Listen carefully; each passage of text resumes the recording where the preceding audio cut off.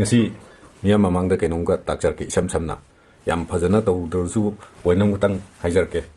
aina yi iba point sidi yengbiyo si Myanmar gi leibak neba sida sing leireba si Manipur tampang neba aina yekcharis Myanmar sidagi sangjilaga kuki mayam ji sida loi leireba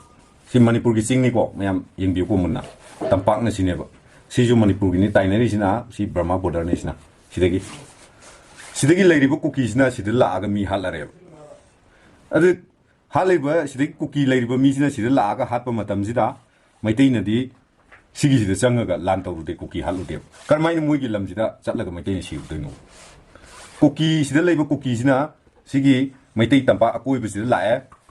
laaga maitai gi area sida mi halare muigi lam side si muigi lam labo si mui mapa na thamamba